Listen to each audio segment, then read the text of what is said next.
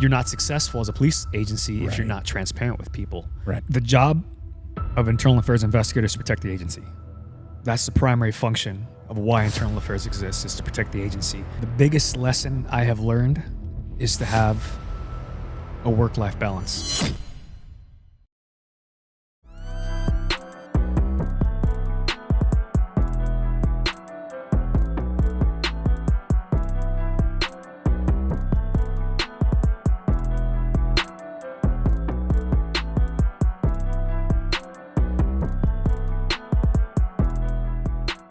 Welcome back to Internal Affairs, a police podcast, here with the IA guy.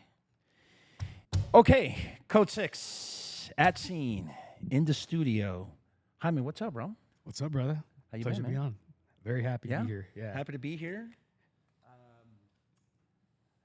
I was going to say, you ever wonder why LAPD is like the only agency that uses, like, we talked about this, is that just regular English? You know, I think...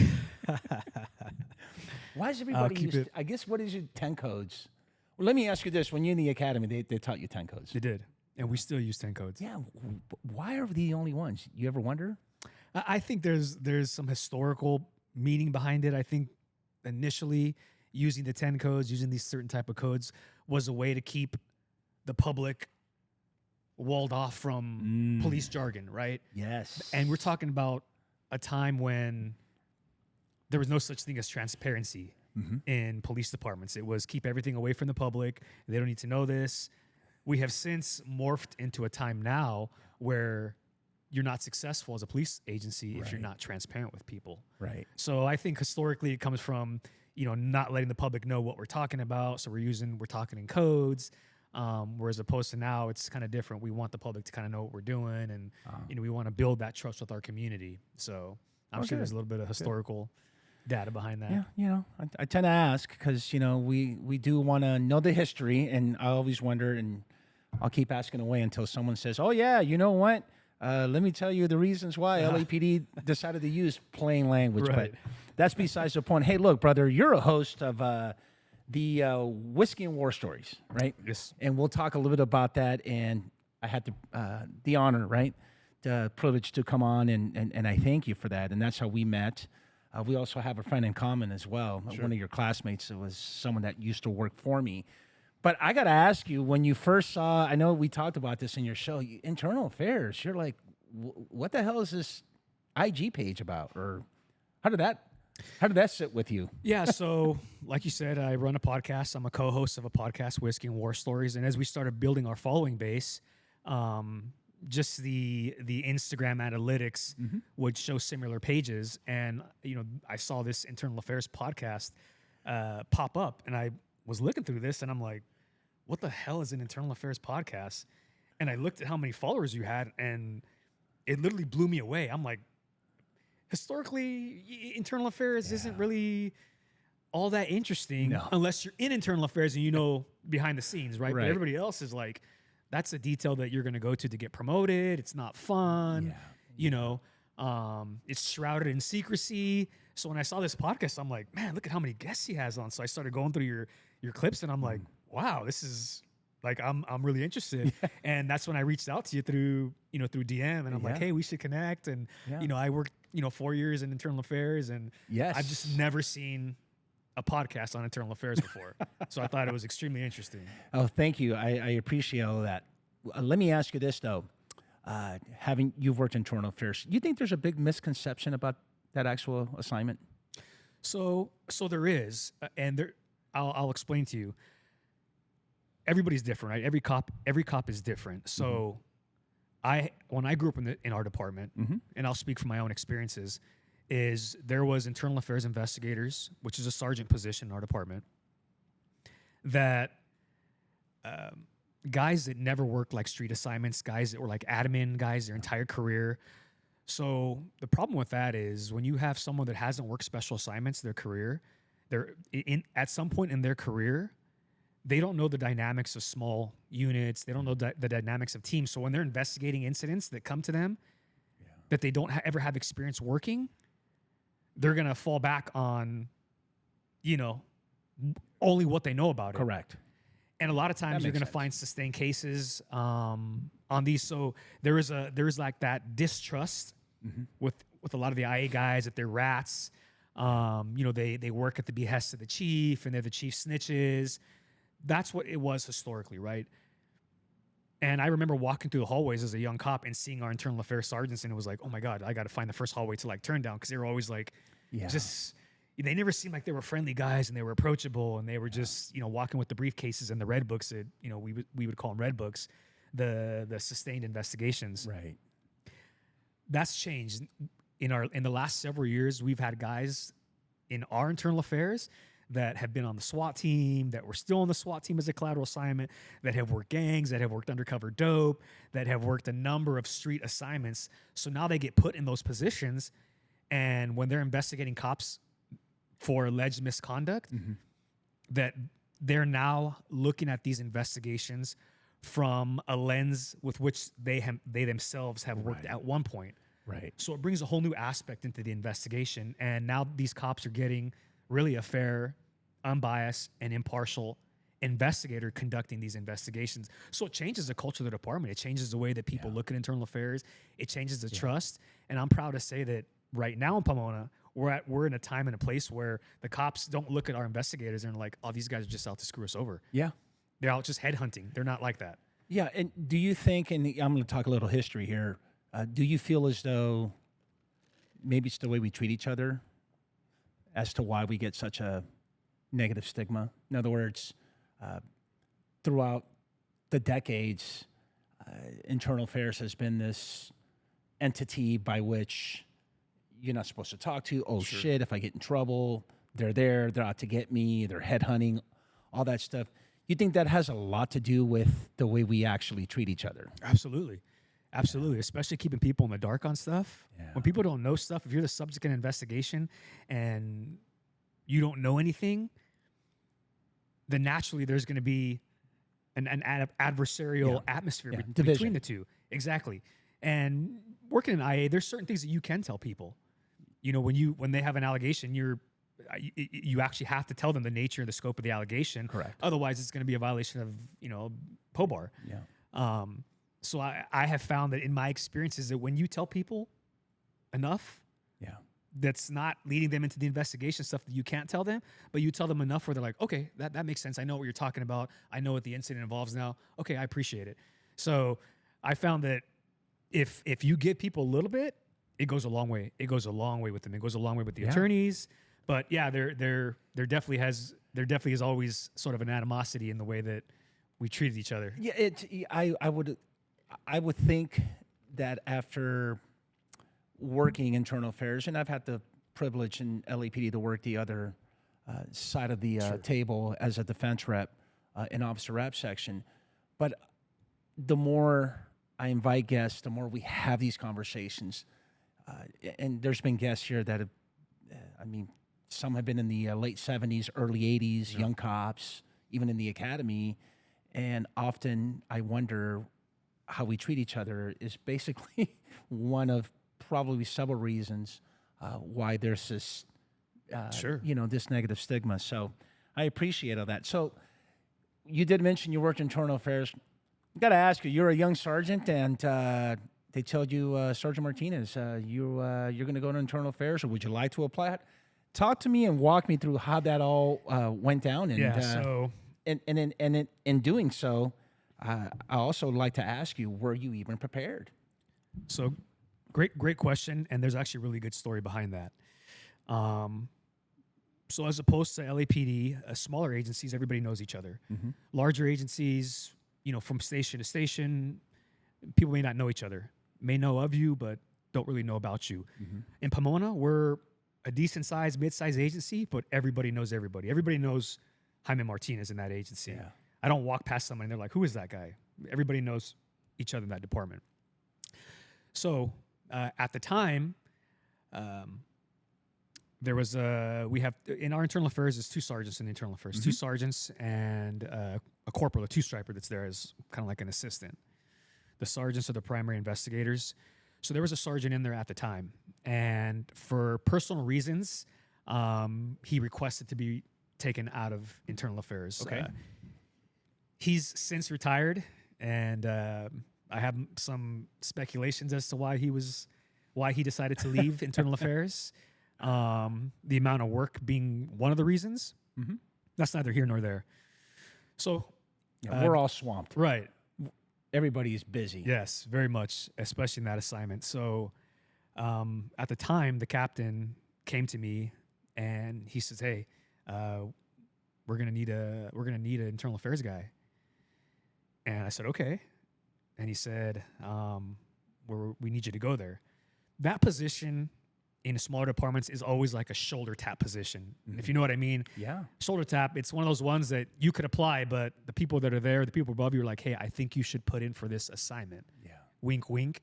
Yeah. So it's kind of one of those things. I think you should put in for this assignment. The guys there know your work ethic. They think you'd be a good fit. So I remember telling the captain, I'm like, at the time I was a sergeant in our detective bureau. Okay. So pretty good gig. Definitely not a labor intensive position. Right. But it was a good assignment. I like working the detective bureau, managing the detectives, got to wear a suit and tie every day. So I told the captain, I said, you know what you're asking me. If you're asking me to go to internal affairs, the days of being a street cop for me will be over. Because I think at that point, I still had aspirations of maybe going out to, maybe going back to patrol, maybe going to another assignment. By that point, I had already worked a number of assignments, a couple as a sergeant. So I don't think I was ready to end my days of being a street cop. He had told me, he said, "Listen, you had a good run. You've worked gangs, you've been on SWAT, you're still on SWAT, you've worked Special Investigations Unit. I did 2 tours on our gang unit. I worked in FBI task force." He's like, you've had a hell of a run. Right. At some point, all good things must come to an end. And that's true in our career. Mm-hmm. At some point, all good things must come to an end. So I'm like, let me mull this over for a bit. So I chewed on it for about a week and a half. And I went back to the captain and I said, "Yeah, I'll take it, but I want you to know that my street days will be over, because if I go to IA and as long as I don't screw anything up, chances are I'll probably get promoted out of there to lieutenant." And that's exactly what happened. I went to IA. I spent a little under 4 years in IA, and I left IA as a lieutenant. Yeah. And my days of being a street cop are over. You know, my job now is administrative, and more of an administrative assignment as a lieutenant. But it was a hard pill to swallow for a while. It really was. Do you think at the time that you said yes to the captain, were you prepared? I definitely wasn't prepared. No, I definitely wasn't prepared. But I know that the shoulder tap was like, "Hey, we need you to go there, right, put in for it." And even some other colleagues were like, "Hey, you need to put in for that detail, because if you say no, then it could be frowned upon." Yeah. Would it be fair to say that maybe at the very least you should have like an investigative background? Absolutely. And I did. Like I said, I had worked, I had worked Special Investigations Unit, I had worked gangs, I had worked the Federal Task Force. And so the investigative part, I had the background with it. But it was just parting with the days of actually being a street cop. Yeah. And that I knew that if I went to IA, that those days would be over. Yeah. And the day that I walked into that internal affairs office was the last time that, I was ever out on the street. Actually, they're like, "Damn, Sarge is going to IA," and that's actually that's what a lot of cops said. They were like, "We would never expect you to be in internal affairs." Yeah. The other question I have in terms of the assignment. Do you feel, or I shouldn't say feel, but do you think that the job as an internal affairs investigator is to protect cops? What do you think? The job of internal affairs investigator is to protect the agency. That's the primary function of why internal affairs exists, is to protect the agency. Now, when you protect the agency under that umbrella, there is a part of it that's protecting the police officer. However, we don't protect the police officer if it means jeopardizing the integrity of the organization. Yeah. If you know what that means. Oh, totally. If a cop's in the wrong and we find him in the right, what does that look like to the public? Yeah. That's going to tarnish our image. That's going to rip apart any type of community trust that we had. That transparency just rips it in half. Yeah. Really just rips it in half. No, totally. 100%. let's move to, well, actually, before we move to a trip down memory lane, which is one of my favorite segments, we did have a video that I asked you to, I told you to go ahead and watch and kind of break down a little bit, right? So, well, for the audience, look, this video, I got to tell you, I've already broke it down by myself, but for whatever reason, I just, I can't let it go. I can't let it go because it just doesn't make sense to me. And let me front load the information. So you have an Orlando PD officer while on duty in his marked police vehicle getting pulled over for speeding by a Florida Seminole County Sheriff deputy. So let's take a look. Pull over.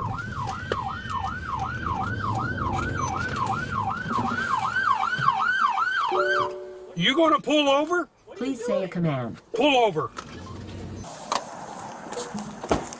3113 to 313. What? Do you? I am going into work, my man. Why are you trying to pull me over as I'm going into work? Because you're going 80 and a 45. I am going into work. Okay, where are you going What to does work it look for? like I am dressed for? I have What no... does it look like I am dressed for? My name is Deputy Hilton, and they see your driver's license. No. Okay. 3113, copy at 1050. 10-4, I got a city, Orlando PD taking off from a traffic stop. It's going to be X-ray Foxtrot 6207, XF 6207. Okay. Thoughts right off the bat. I mean, because I'm here to tell you that, well, let me ask you this. Blue Falcon? I'm thinking yes. That video, for lack of better words, is fucking insane. Right? It's insane. Right? And what really surprises me, and maybe you can kind of chime in on this, is that I just, in my career, I've never even thought, when I worked the streets and worked patrol, to pull over another marked black and white vehicle. Right. I wouldn't do that. Or an unmarked Right. Police vehicle. That just doesn't, it just doesn't sit well. Not only does it not sit well, it's just something that I can't even register. It's Right. not in my DNA, if you know what I mean. Right. So I got to ask you, man, what's your thoughts about what's your opinion about that? So I think I put my IA hat on. I was really thin slicing this video, and there's a couple things that I came to the conclusion of. One, that the video doesn't show, but we know that there's agencies that have animosity toward each other, right? Sheriff's Department and LAPD. Yes. Maybe not so much anymore, but historically there was always, it was always one was better than the other. That in this particular video, I'm not sure if there's an animosity between Orlando and this county SO. It's possible, but when you watch the video, you notice that the deputy is pursuing the officer in his mark unit, who's we subsequently find out he's going to work. But as he's lighting up this other officer that's on his way to work, he makes a statement. He says, "That's the guy that," and then it cuts off. So that statement to me indicates that he already knew this cop from somewhere. Something had happened that doesn't show in the video that this deputy was already frustrated or pissed off about.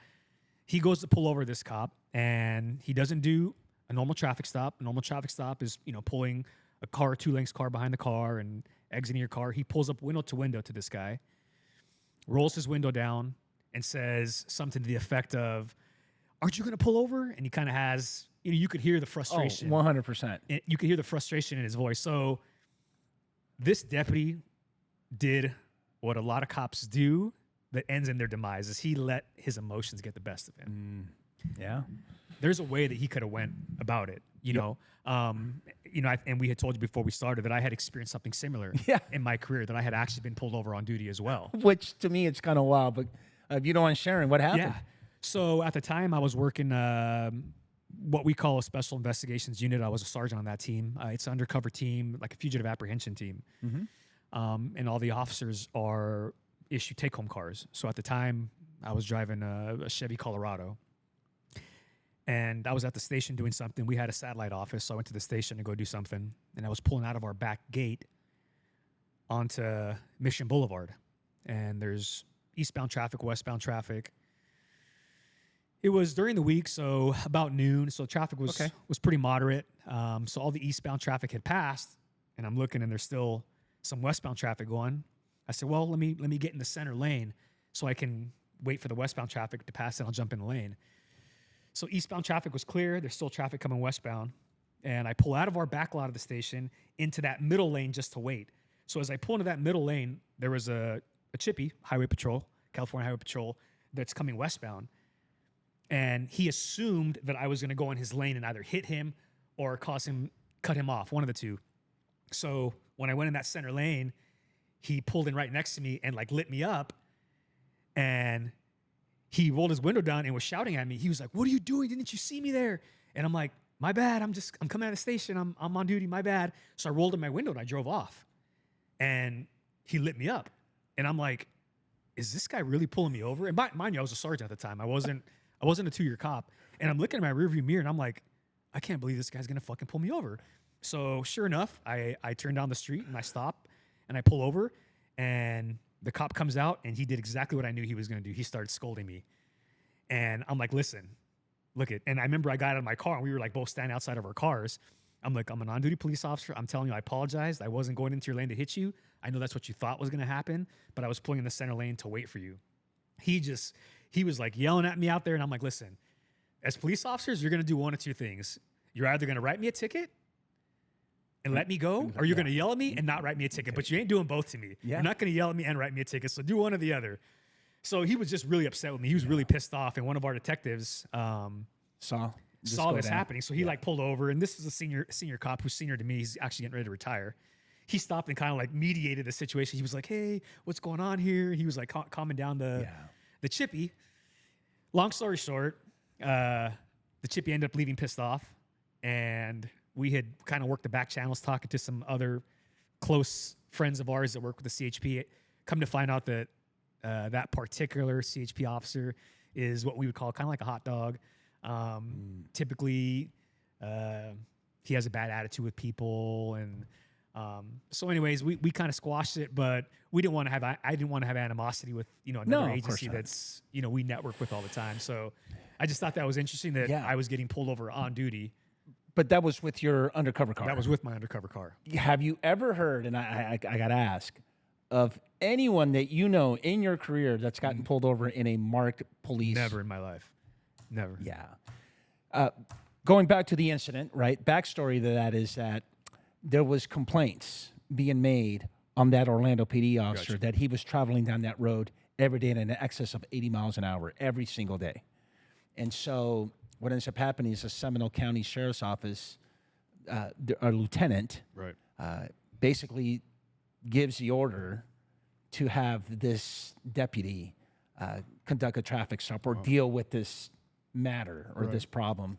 And that's why you kind of see or you hear that, you know what, there's that guy. That goes there, but it just goes beyond me, and I just don't understand how, and probably I can tie this up to the conversation we started with, is that we're supposed to be this thin blue line. Right? We're supposed to be brothers and sisters, and we take care of each other. We support each other. And we have barbecues and summer beach days, and oh, you know what? Potluck for Thanksgiving, and everybody in holiday season. Hey, you know what? I'll take your shift. The lieutenant or someone comes to the station on Christmas Day to eat with you, to be with you, and be all there. But goes back to, but look at the way we treat each other.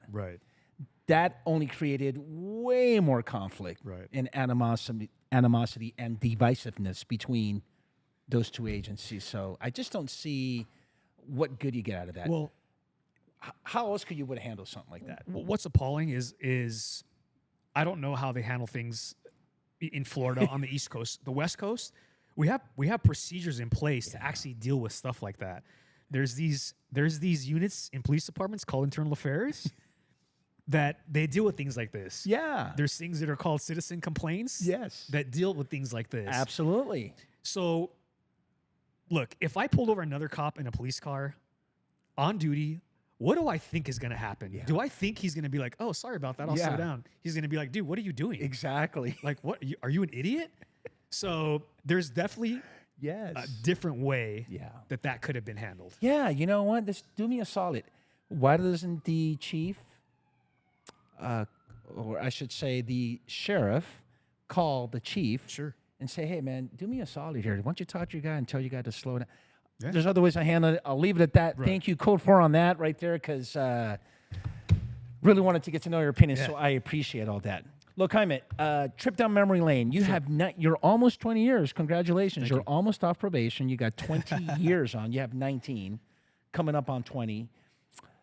Let me ask you this question. What's the biggest lesson you have learned in your career as a police officer?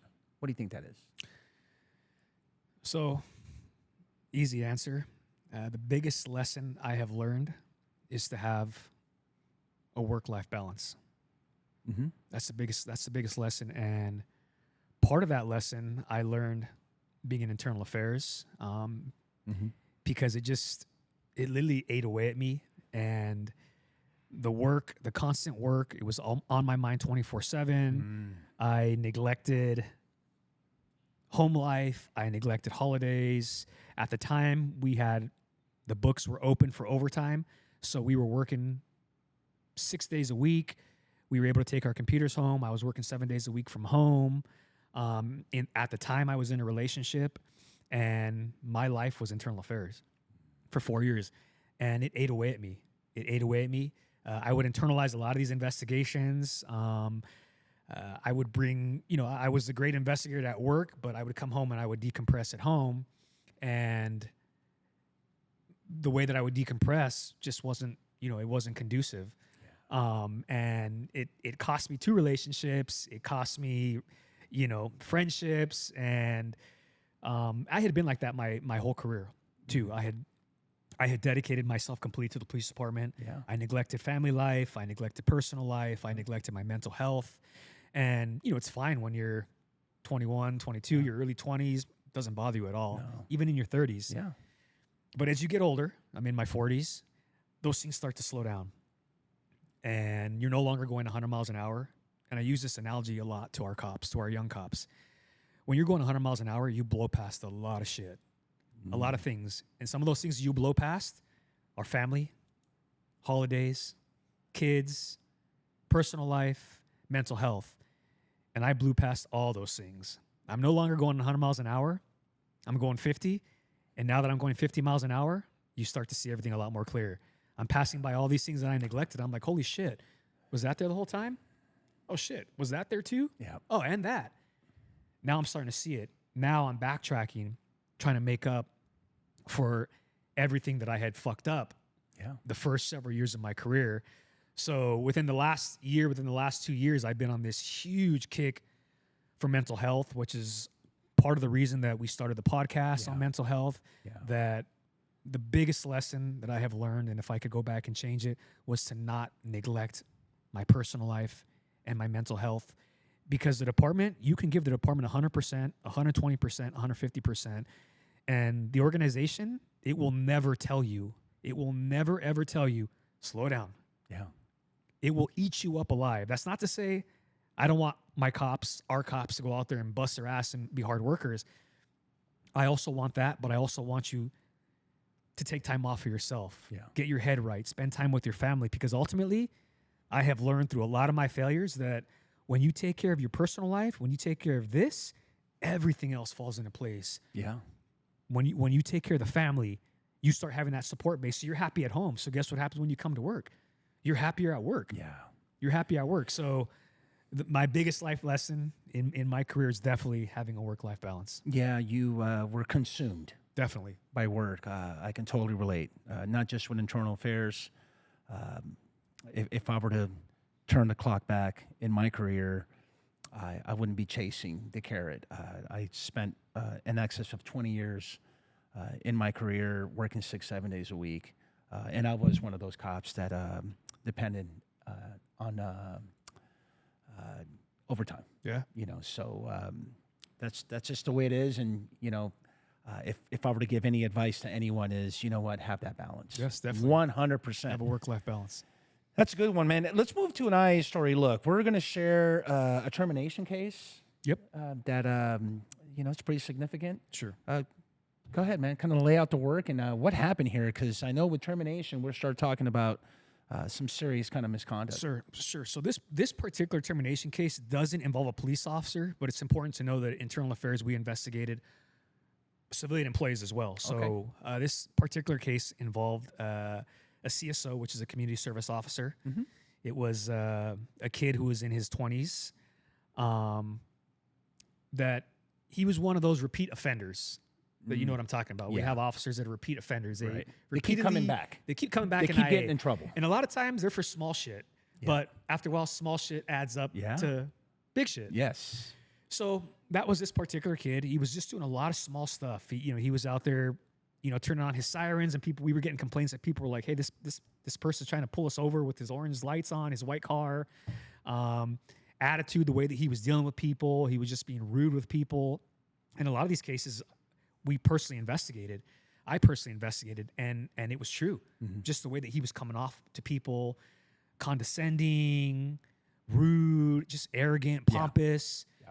So eventually we were getting, we had a complaint from a citizen that said, "Hey, this cop or this community service officer came to us, and somebody broke into my home," and I explained it to him, and he basically said that there was no evidence and that, he couldn't take a police report.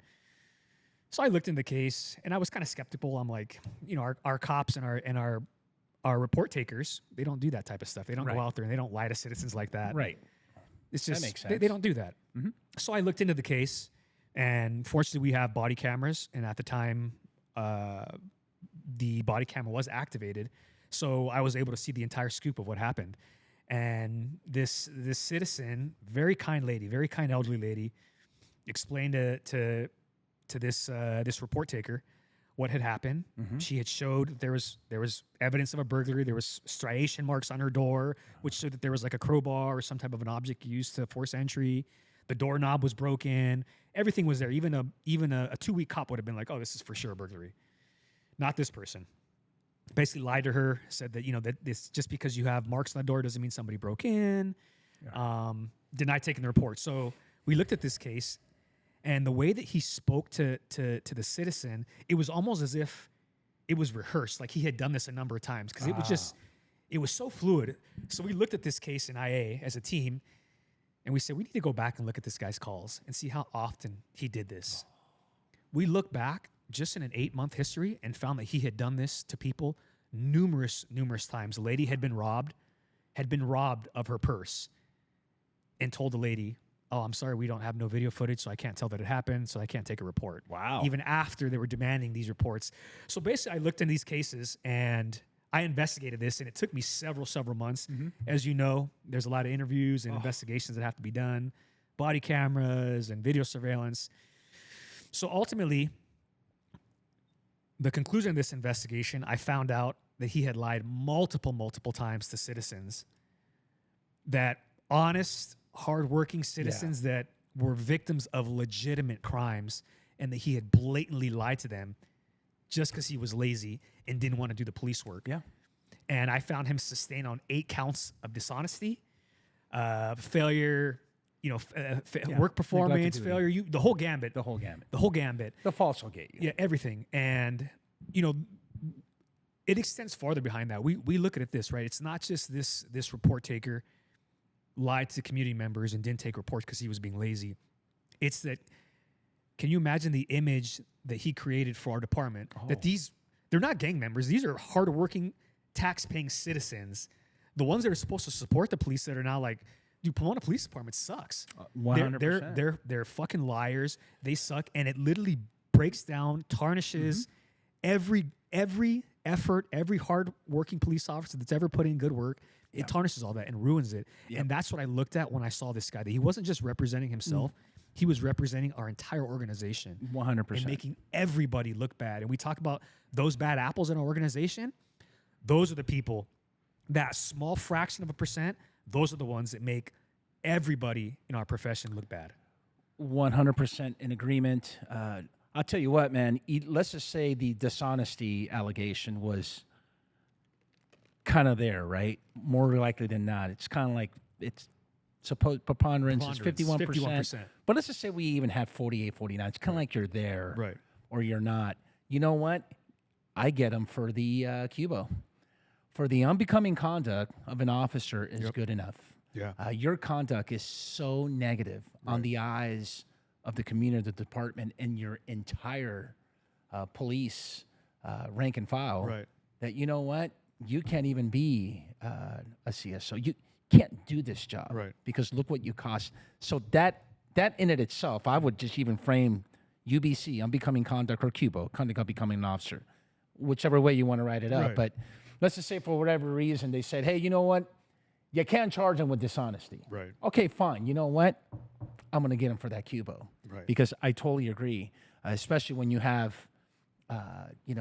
a window of 8 months where he's just been doing this consistently. That warrants a termination, man. And, in those particular cases, I wish cases like that could be made public, because frequently the public is like, how do you guys police yourselves? You guys are Pomona police officers investigating Pomona police officers. You're biased. Yeah. I got that numerous times throughout my career. And if they actually knew the type of work we did, that we look at cops like this or civilian employees like this, and we get disgusted by it. Yeah. Like his behavior was egregious and literally turned my stomach. I've never been so happy in my career to see somebody get terminated. Yeah, no, totally. It's more reasons to have this podcast. Yep. Because we keep preaching transparency. Guess what? Absolutely. You have it right here. Thanks for that, Jaime. Let's move on, man. Worst incident in your career? So there's been some pretty traumatic incidents that I've experienced in my career. The one incident that sticks out more than anything else would be the murder of my fellow police officer and brother, Sean Richard Diamond. Mm-hmm. This incident happened in October of 2014. At the time, both Sean and I were on the SWAT team together. Mm-hmm. We were assisting a neighboring agency, which we frequently did and still do. On our SWAT team, they had a multi-location search warrant. They were doing what's known as a gang association warrant, this particular agency, for the Mongols gang.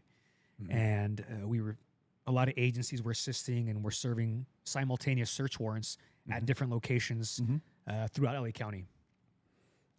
One of the locations that was assigned to the Pomona SWAT team was a location in San Gabriel. Sean Diamond at the time was a scout on the team. Scouts are responsible for kind of, planning everything out, looking at the house, figuring out how we're going to get in, what we're going to do. That was his job. And my job on that particular operation was I was a number one man on entry. So point man, so to speak. Mm-hmm. We had arrived at our location. We dismounted our Bearcat, and we were walking up to the front door. Sean and another guy, Rick Aguiar, who's a sergeant right now with us, they were our breachers. They were, Sean was a tall guy, bigger guy. So was Rick Aguiar. So naturally they were, our guys to get us in the door. I lead the stack up to the front door, and I'm just catty corner to the door. The entire stack is behind me, and Sean and Rick go right up to the door. They use a device called a punch and pull, which is a big device you kind of hook into a door, and it's a two-man device, and you kind of hammer this device, and it just causes the security screen door to fly off, basically. So they poked a hole in the door, put this punch and pull in the door, and we had made announcements before that. Pomona Police Department, SWAT team, search warrant, open the door, demand entry, everything that we're required to do by law. Right. We got no response from the occupants of the house, so we proceeded with the plan, which was to breach, force entry, and to make a dynamic entry into the house. Sean and Rick did what they were supposed to do, opened the door with that punch and pull. As soon as they popped the security screen door open, and what I tell you, the next few sentences I tell you, they all happened in the matter of seconds, like split seconds. So as they popped the door open, the security screen door opened. As the security screen door opened, the inner house door opened as well. Occupant of the residence opened the door at the same time that they breached the security screen door. Okay. So almost like that. As Sean went to grab the punch and pull, turn around to discard it off the patio. It was a small patio landing. He turned around and the suspect from inside the house, a Mongol gang member, had shot one round. The round went through the gentleman that opened the door was the father of our suspect. So he shot one slug. I'm sorry, shot one shotgun shell. It came through and ripped the father's bicep as the father was opening the door, ripped through the father's bicep, went through that opening, the door and the security screen door, and as Sean was turning to discard the punch and pull, hit him right in the back of the neck and blew out of his face. Oh. So keep in mind, Sean was the distance between you and I, probably a little bit closer, and he just fell back. And it happened so fast, I didn't even hear a gunshot because I thought it was the sound of the punch and pull. The sound of the cops that were kind of makes sense. That were given the 1531, the announcement. So I looked back and I saw Sean on the ground, thinking that he fell. Yeah. Mind you, this is all within milliseconds of each other. Yeah. So I look back and I'm like, well, he's not getting up. So I go over to him, and he had fell off the landing onto the driveway. So I went down to him and I grabbed him because he was face down, and I turned him over. And when I turned him over, I saw a hole in his face. And it wasn't the entry, it was the exit. So if you're familiar with how gunshots work, the entry is always nice and clean. The exit's not so clean sometimes. And his face was it was mutilated. It was just a big hole in his face. And looking at Sean at that point, I knew that he was dead. I had been around death a lot in my career prior to that. Right. Before that, I was a Marine. I had served 3 combat tours in Iraq. So I've seen death a lot. I know what it looks like when somebody dies. I know what it looks like when the color leaves somebody's body. And when I saw Sean on the ground, I immediately knew that he was dead. I kind of yell out. The team leader at the time, Scott Hess, grabbed him and pulled him out to SEB medics. They would accompany us on our warrants, Special Enforcement Bureau, the county sheriff's department. They had medics that would come with us. They pulled him down the driveway. They did a phenomenal job of loading him up and still kind of keeping him alive all the way to the hospital. And he subsequently died at the hospital. And I remember after that shooting, while we were still there at the residence, all the cops were like, hey, we heard he's got a pulse, and we heard he's going to pull through. And I never told any of the cops. I still never told anyone to this day, but I knew he wasn't going to survive. I was the only one that had seen his face besides for Scott Hess. Mm-hmm. So I know what the hole looked like. I know what the damage was done. Yeah. I knew that there was no coming back from that injury. Yeah. And, he did end up dying. And that case, it went to court. It was initially a mistrial, so we had to go back through it again a second time. And, this case, I had relived this case, not just that day, but for the years following. Yeah. Because we had to go back through court and we had to relive it, and they had to show the pictures of his face in court a couple different times, and I had to say, that's that's the trauma that I had observed on his face when I saw him. So we couldn't lay this to rest until just recently, but he ended up getting off on the case. So I don't want to say it was in vain. Sean did what he had to do. And that kind of changed the way that we do search warrants going forward. It's unfortunate that a lot of in police work, we learn from our mistakes. Yeah, we're very reactive. Very reactive. But by far, that was definitely the worst incident that happened in my career. Whew. Wow. Yeah, hey, heavy. Thanks. Yeah, it's heavy. Again, the majority of the audience doesn't really understand or can comprehend when we say we see the worst that God offers in this world. So absolutely, I appreciate all that. Hey, man, we're almost done with this awesome conversation. Talk to me about the idea behind this Whiskey and War Stories.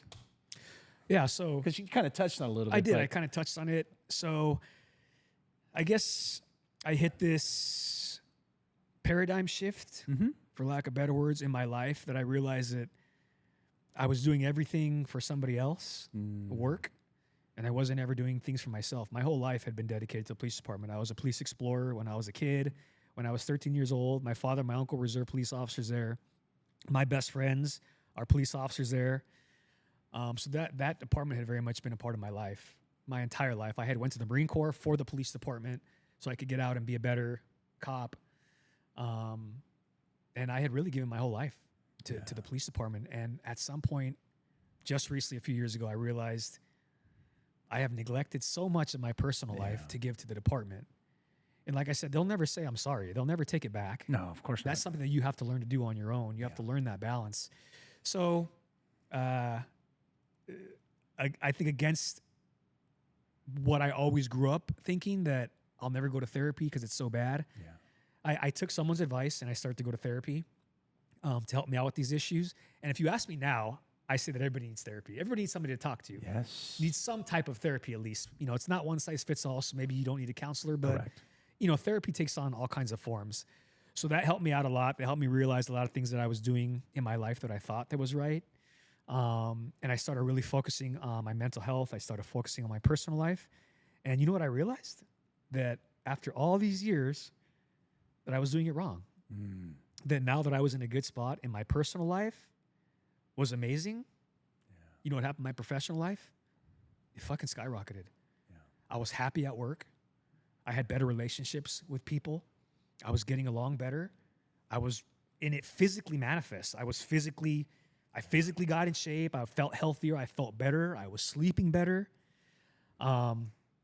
So that kind of, I started preaching all this mental health because I know that it worked for me, preaching it to a lot of our younger cops, even cops that are my peers, cops that are older than me. I preach it to them. And my co-host, who's a buddy of mine, we started this out. We did CrossFit together, and we would sit in his barbershop. His barbershop is inside of our CrossFit gym. He owns a barbershop inside the gym.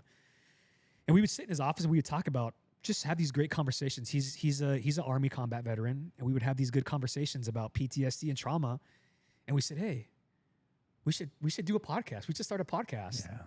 So we started off just the two of us. We invited a third friend to come in. And, you know, we had cheap little Amazon microphones. And, you know, we didn't know what the hell we were doing. The sound was... Sounds like me the when I sound first was horrible, and the cameras were off. And, you know, I think initially when we were doing it, we were drinking too much because we would start slurring our words. And our guests were like, hey, man, you guys are like, I think you guys are drinking too much. So it was trial and error. It was a lot of trial and error. And as time went on, we said, hey, let's invite guests on. So we had guests come on and share their stories. And every guest that we have had on, and I think I just told you, we just finished like our 43rd guest. Yesterday, we finished our season 2 finale. Every guest that we have had on, when they come and when they leave, it's like I have just read a book. Yeah. That's what it feels like. Yeah. Because they impart something on me, and we impart something on them, and they impart something on our followers that's unique every single time. No story are the same. Yep. Everybody's experiences are unique. So, you know, after a while, we just started inviting guests on, and it kind of just expanded. It's growing. And we said, hey, let's get better equipment. Let's get better mics. And we started fine-tuning stuff. And, you know, we've learned from people like you how to, you know, kind of tweak stuff. And David and, you know, Code 7 Coffee and some other people that have supported us along the way. And we've been around for just a little over a year. We have a whiskey labeled after us, Evolve Distilling in Claremont. Thank you.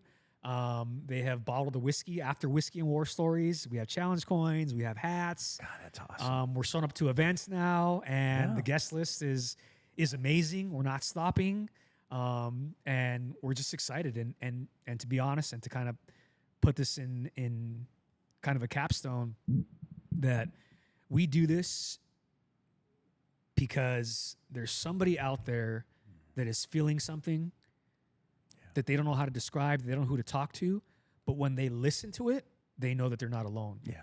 I've gotten messages from people thousands of miles away that I've never seen, that I don't know what they look like, where they work, and they said, thank you, that you've saved my life. Mm-hmm. And that literally sustains us, and that's why we're doing it. To echo on that, same thing here. You and I can agree, any situation that involves discipline, the punishment is not the penalty. Absolutely. The punishment, for whatever reason, as we sit here today, the punishment is the process. And I think how we treat each other is what we need to get better on. Absolutely. That includes all of us. And you know what? Who are to blame? All of us. We are. All of us. Rank and file, guilty. command staff. We are all guilty to, for the way we've treated people, the decisions that we've made that perhaps could have been different, all that good stuff, which is, to me, when I get those DMs, when I get those calls, I feel like, you know what, I am doing, it's my way of giving back to the next generation. So, hey, Jaime, I really appreciate all that. Look, we're getting ready to wrap it up. And so I'll leave the floor up to you to give any advice for anyone that wants to come on to become a cop, a law enforcement officer. What kind of advice you have for them, man? So this is what I would say, and I tell this to all of our new young cops as they're going through training. I have them come into the office and I talk to them, and I said, just remember something. Remember that what you do as a police officer, you have a lot of power. You have a lot of power to take other people's freedom, put them in jail. All that power doesn't belong to you as the individual. It belongs to the department. It belongs to the badge. It's a role that you fill. And don't be mistaken, it can be taken from you at any time. With that being said, treat everybody like a human being, regardless if they're a gangster, if whatever walk of life they are. Treat them with respect and treat them as if you would want a police officer to treat your mother or your father if they had called the police. Never forget that you're human. Humanize yourself. Be a leader in the community. Don't be mechanistic. Be humanistic. Because far too often we see leaders that lead like that. They're mechanistic. They're managers. They're not leaders. And be human with people. Be humble. And you're going to find that when you're humble and you treat people with respect, you're going to get so far. People are going to trust you. That's gangsters, criminals, the community members. And it's going to be easier to do your job because people trust you. Yeah. As opposed to treating them like they're animals and being rude and discourteous to them. Treat people with respect. Treat everybody with respect, regardless of who they are. Love it. Jaimito, thanks, man. I appreciate it. You. Look, if you like this episode, please click on to the next one. It's just as good, if not better. They're all good. We really appreciate all your support. Don't forget to subscribe, like, and all that good stuff. And like always, please be safe out there. And don't forget to go Coach 6. Thank you.